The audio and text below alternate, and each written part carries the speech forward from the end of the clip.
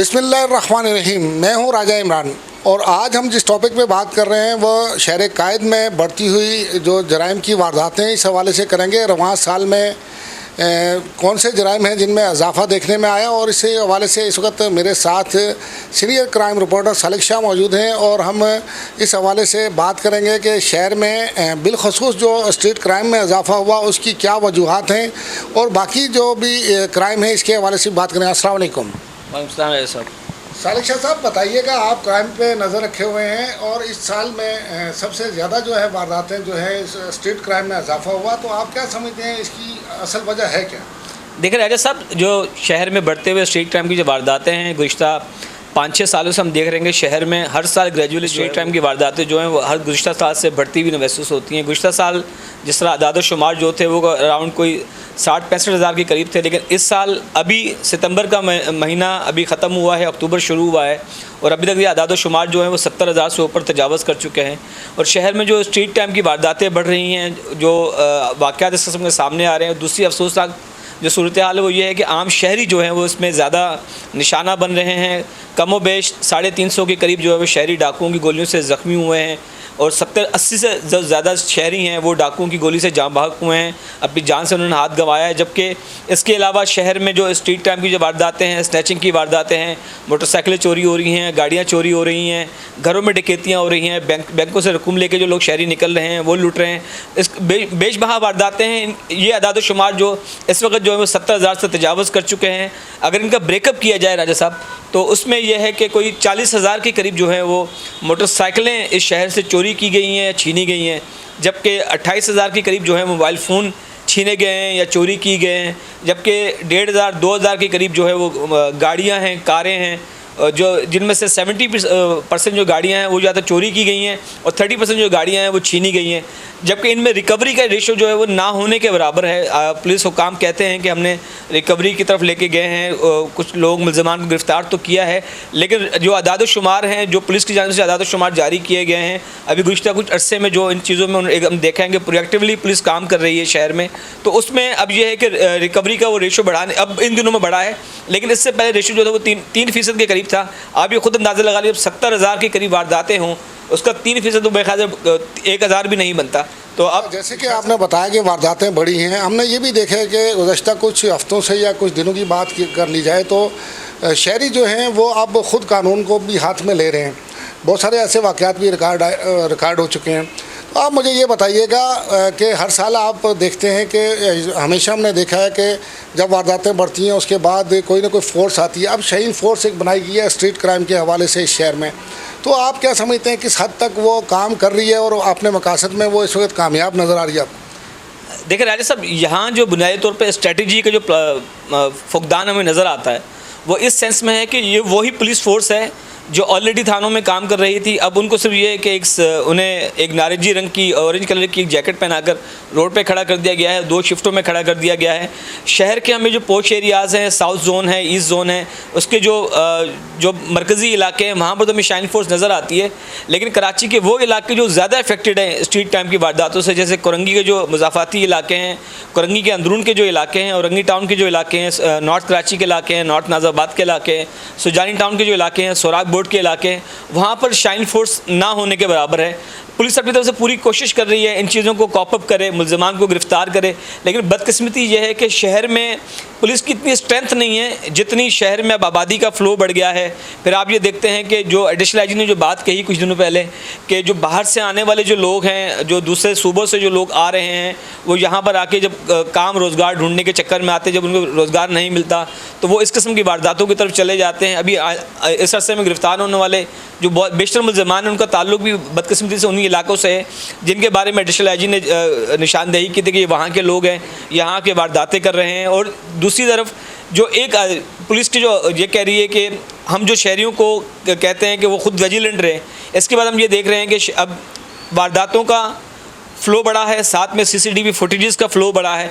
अब लोगों के अंदर एक किस्म की अवेयरनेस आई है कि वो अब खुद विजिलेंट होकर रोड पर चलते हैं। एक आम आदमी होता है वो डर के मारे हुए चल रहा होता है राजा साहब। तो अभी ये हुआ है कि जो डाकुओं को मारपीट के आप देखें, पहले अब हुआ ये था कि पहले डाकू जो शहर में लोगों को लूट के आराम से चले जाते थे, लेकिन अब उस तरह का नहीं है। अब लोग रिएक्ट करते हैं, इसी चक्कर में बेचारे लोग ज़ख्मी भी होते हैं, मारे भी जाते हैं।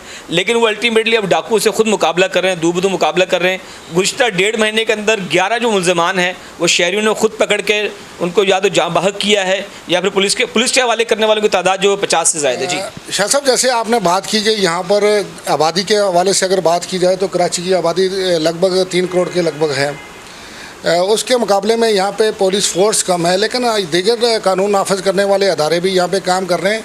ये तो एक बात होगी कि हमें समझ में ये आ रहा है कि पुलिस की कमी की वजह से भी ये वारदातें ज़्यादा हो रही हैं। इसके साथ साथ मैं ऑर्गेनाइज्ड क्राइम जो है इसके हवाले से बात करूँगा, क्योंकि हमारे बहुत सारे डिस्ट्रिक्ट ऐसे हैं जहाँ पे ऑर्गेनाइज्ड क्राइम हो रहा है। बहुत सारे थानों की हदूद में आप खुद भी रिपोर्टिंग करते हैं तो आप जानते होंगे। तो उसके हवाले से जो है हमने हमेशा देखा कि आईजी साहब हों या एडिशनल आईजी साहब हों तो वो वक्तन फ़वक्तन जो है वो ऑर्डर देते रहते हैं, लेकिन उस पर इम्प्लीमेंट नहीं होता। तो उसकी वजह क्या है? क्या SHOs जो हैं वो मेरिट पे नहीं है या इसकी वजह कुछ और समझते हैं? आपकी नज़र में क्या है असल वजह? देखिए राजा साहब, इसकी जो बुनियादी वजह है, जो हमारे आईजी हैं और एडिशनल आईजी जो कराची हैं, क्या है कि वो क्राइम के हवाले से, ऑर्गेनाइज क्राइम के हवाले से उनकी ज़ीरो टॉलरेंस की पॉलिसी है। माजी करीब में हमने देखा होगा कि जो साबिका एडिशनल आईजी कराची जो मौजूदा आईजी जो हैं, उन्होंने एक ब्लैक कंपनी भी इसीलिए इनिशिएट की थी कि जो ऑर्गेनाइज क्राइम में जो मुलव्वस पुलिस अफसरान हैं या एहलकार हैं उनको वहाँ भेजा जाए। और हमने देखा कि बहुत सारे लोगों को ऑर्गेनाइज क्राइम में इन्वॉल्व होने की वजह से वहाँ पर भेजा भी गया। लेकिन बदकिस्मती ये है कि इस किस्म के जो लोग हैं जो ऑर्गेनाइज क्राइम कर रहे हैं, अब वो पुलिस कहीं पर वो पुलिस की मिलीभगत से काम कर रहे हैं, कहीं पर वो इलाकाई सरपरस्ती के ज़रिए काम कर रहे हैं। ये बदकिस्मती है। हमारे यहाँ जो पॉलिटिकल जो लोग हैं वो भी एक किस्म के माफियाज़ का रूप धार चुके हैं। यहाँ पर हो ये रहा है कि अगर पुलिस उनको रोकने की कोशिश करती है तो इलाकाई जो सपोर्ट के लोग हैं, जो पॉलिटिकल इन्फ्लुएंस वाले लोग हैं, वो SHO को, जो अफसरान को प्रेशराइज़ करवा के वो अपना काम चलवा देते हैं। कम बेश इसी तरह की सूरत हमें हर जगह देखने में नज़र आती है। कुछ इलाके ऐसे हैं जहाँ पर हमें वहाँ के मुताल्लिका SHOs या अफसरान जो है उनकी इन्वॉल्वमेंट भी नज़र आती है। उनके बारे में बारहा शिकायत भी की गई, 2-3 जगह इंक्वायरीज भी कंडक्ट हुई। अभी रिसेंटली 1-2 SHOs को इसी बुनियाद पर हटाया गया कि वो ऑर्गेनाइज क्राइम के अंदर शामिल थे। था कि चंद दिन हुए कि हमने देखा है कि एडिशनल आईजी जो हैं कराची वो खुद अचानक सरप्राइज़ जो है वो विज़िट करते हैं और इस हवाले से उन्होंने कार्रवाइयाँ भी की हैं, कुछ SHOs को मुअत्तल किया है। तो आप क्या समझते हैं? आप बीइंग एक सीनियर जर्नलिस्ट हैं, आपने क्राइम के हवाले से काफ़ी स्टोरीज़ की हैं और इस पर गहरी नज़र रखते हैं। ये एडिशनल आईजी साहब के जो दौरे हैं अचानक, ये कितना असर डालते हैं क्राइम को रोकने में, और पुलिस अफसरान जो गफलत कर रहे हैं इस हवाले से कितना असर होगा इन दौरों का?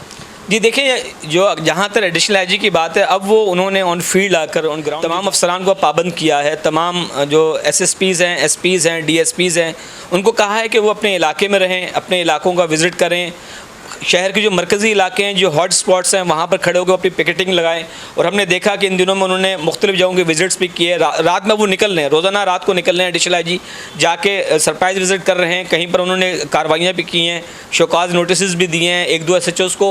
उन पॉइंट्स पर मौजूद ना होने की बुनियाद पर उन्होंने मुअत्तल भी किया है। ये है कि शहरियों को इस तरीके से अगर फोर्स एक रोड पर नज़र आएगी तो शहरियों को कम से कम एहसास तहफ़्फ़ुज़ तो होगा कि हमें चले, हम कहीं पर सेफ तो हैं। इससे यह है कि हम ये देख रहे हैं कि उस अरसे में जो अभी गुज़िश्ता 15-20 दिनों में जब से ये प्रैक्टिस शुरू हुई है, स्ट्रीट टाइम का ग्राफ थोड़ा नीचे आया है। बिल्कुल लास्ट में ये मैं पूछूंगा कि बिल्कुल एक मशवरा लेने की बात है, क्योंकि आप जब इन चीज़ों को कवर कर रहे होते हैं तो आप से मैं ये पूछूंगा कि शहरी, बिलखसूस कराची के शहरी हैं, वो थानों में जाने से ग्रेज करते हैं क्योंकि बिहेवियर जो है पुलिस का जो रवैया होता है आम शहरियों के साथ वो अच्छा नहीं होता। इस हवाले से आपको याद होगा कि सबका एक दौर में एक आईजी साहब की जानिब से ऑर्डर पास हुआ था कि पुलिस जब भी रोके वो सलाम करें पहले, ताकि शहरियों का एक जो है वो कॉन्फिडेंस जो है वो डेवलप हो, पुलिस के साथ दोस्ताना माहौल हो। इस हवाले से कोई मैसेज देना चाहेंगे एडिशनल आईजी साहब को, आईजी साहब को?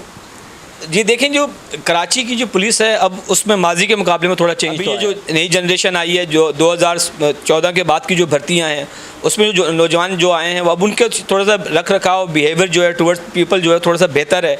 वो अच्छे तरीके से मिलते हैं, ग्रेटफुल लोगों को मिलते हैं, उनका मसले सुनते हैं, उनके मसाइल सुनते हैं। लेकिन जो शिकवा है जो यहाँ के शहरियों को, वो यही है कि जो पुरानी पुलिसिंग जो थी, जो अभी भी थानों में मौजूद है, जो अफसरान हैं, ड्यूटी ऑफिसर्स हैं, उनकी तरफ से जो उनको एक किस्म का नेगेटिव जो मिलता है, या एक किस्म का शहरी ये समझता है कि जब वो लुटने के बाद थाने जाता है या किसी कंपनी के साथ थाने जाता है, तो वहाँ पर वो पुलिस वालों को रवैये से अपने आप को जो है मुलज़िम कंसिडर कर रहा होता है। इसी चक्कर में एक जो फ्रेंडली इन्वायरमेंट उनको शहरियों को नहीं मिलेगा, वो अपनी कंप्लेंट लेकर कभी भी थानों में नहीं जाएंगे, उनके मसाइल हल नहीं होंगे। एडिशनल आईजी को ये चाहिए कि वो इन तमाम चीज़ों को टॉप टियर से नीचे तक लेकर चीज़ों को लेकर आएँ, इन चीज़ों को हल करवाएं, और अब थानों में उन लोगों को रखें जो नई नफरी आई है, जो पुरानी नफरी है, उनको जिस तरीके से बाहर एकोमोडेट किया जा रहा था वो चीज़। दूसरी जब एक बात राय साहब ये भी मानने की है कि इस शहर में अभी रिसेंटली एक स्टडी आई थी, वो ये बता रही थी कि इस शहर में 2200 स्ट्रीट क्राइम के ऑर्गेनाइज ग्रुप हैं, जिसमें से 80% जो ग्रुप हैं वो शहर में अब भी ज़मानतों पर बाहर आज़ाद घूम रहे हैं। तो आप ये सोचेंगे जब इस तादाद में लोग अगर जेल से बाहर होंगे, और वो आदाद शुमार भी यही बताते हैं, और जो रिपीटेडली ऑफेंडर जो हैं, जो बार बार गिरफ़्तार होते हैं, वो यही मुल्ज़िमान होते हैं जो 2 मरतबा, 3 मरतबा, 10 मरतबा, 20 मरतबा जेल जाते हैं, वो फिर ज़मानत पर रिहा होकर बाहर आते हैं, फिर लूटमार करते हैं। प्रोसिक्यूशन को मजबूत करना पड़ेगा। एडिशनल आईजी को चाहिए कि वो तफ्तीश को मजबूत करें, सबूत और गवाहान को इस हद तक मजबूत करें, अदालतों के साथ वो अपना एक किस्म का कंसेंसस डेवलप करेंगे। भाई एक मुल्ज़िम जो दूसरी मरतबा गिरफ्तार, उसको ज़मानत ना मिले, लेकिन बदकिस्मती ये हो रही है कि हमारे मुल्ज़िमान बार बार ज़मानतों पर जेल से रिहा होते हैं, वही लूट मार करते हैं, वही शहरियों को गोलियां मारते हैं, वही शहरियों को ज़ख्मी करते हैं, और बदकिस्मती से हमारा निज़ाम जो है सिर्फ आंखें बंद करके या बेबसी का तमाशा बनकर उनको देख रहा होता है। बहुत शुक्रिया सालक साहब। जी बिल्कुल, आज जैसे कि हमने इस टॉपिक पे बात की है, यकीनन बहुत तफसील से बात की सालक शाह साहब ने, और इस हवाले से जो हम ले सके उनका ओपिनियन भी एक था और एक पैगाम भी था एडिशनल आईजी साहब और आईजी साहब के लिए, ताकि पुलिस के निज़ाम बेहतरी लाने के हवाले से भी बात की गई। यकीनन अगर नाज़रीन आपको हमारी ये वीडियो पसंद आए, इसको लाइक करें, सब्सक्राइब करें और इस पर कमेंट्स करें, और अगर कोई टॉपिक ऐसा है उसके लिए हमें ज़रूर लिखें। शुक्रिया।